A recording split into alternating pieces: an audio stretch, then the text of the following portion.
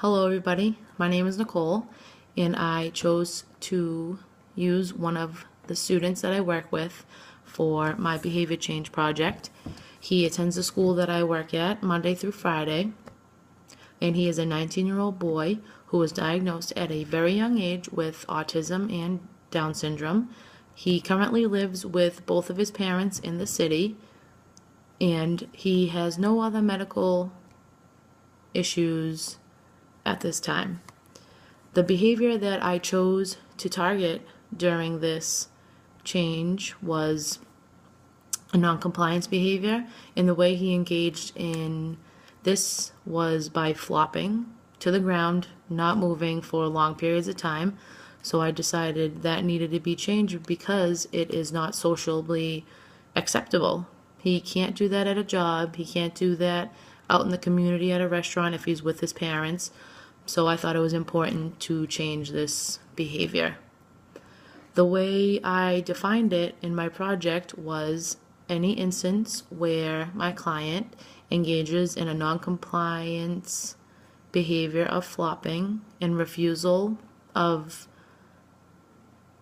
a demand for an activity and places his body for 60 seconds or longer on the ground at a time.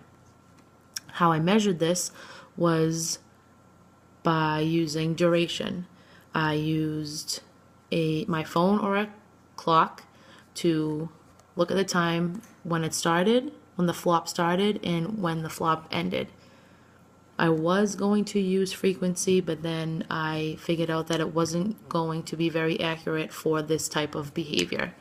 The design that I used was an ABAB design, where I took data during baseline, and then I took data during the intervention, and then I took baseline when the treatment was removed, and then took some more data once it was added back.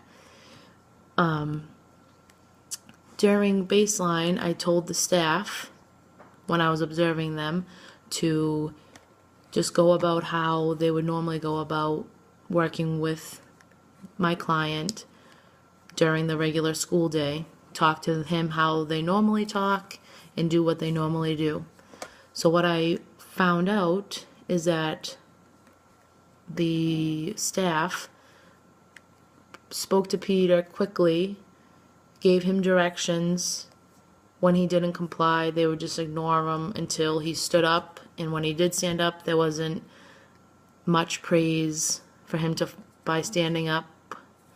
So what I decided to use for my intervention was a first then visual schedule, which is in the family of the picture exchange communication systems. And what one of those first then schedules looks like is this. Has a first and then. So when I use this with my client, I would go up to him in a happy tone voice by saying, okay, first we have movement, and then we can earn your iPad. And then we would go over it together after I went over it, and I wanted to make sure that he understand what was expected of him during this activity.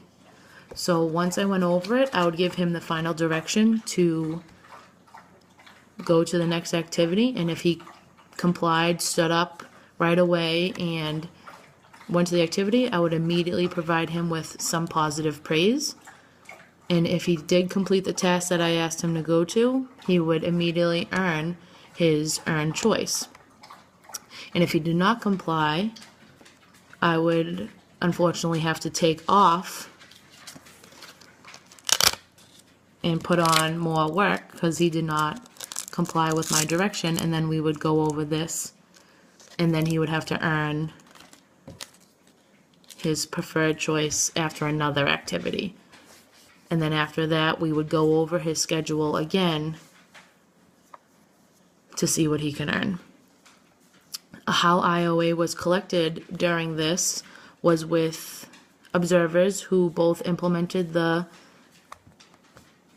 intervention and who had a checklist and had to check off each step that they went over, and at the end we would compare it and decide what IOA was after that.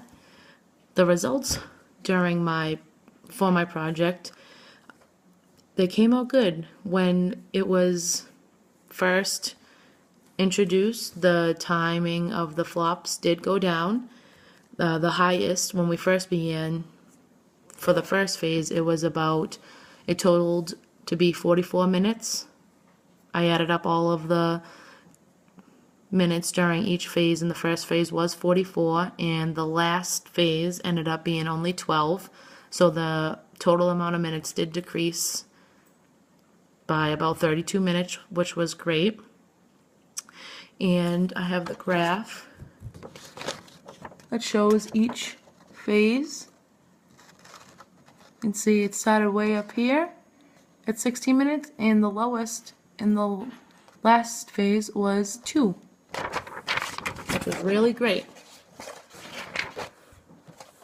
And how I would like to have this generalized is by each staff that works with Peter, whether it's music therapy, speech therapy, OT therapy, to all know and all use the first then schedule, because with me, as the results showed, that it did work.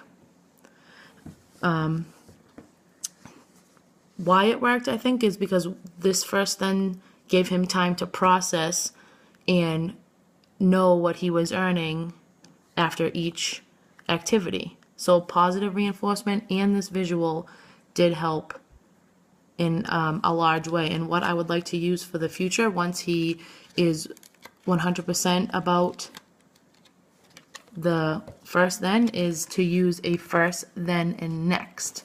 So we can have a third direction after. Thank you.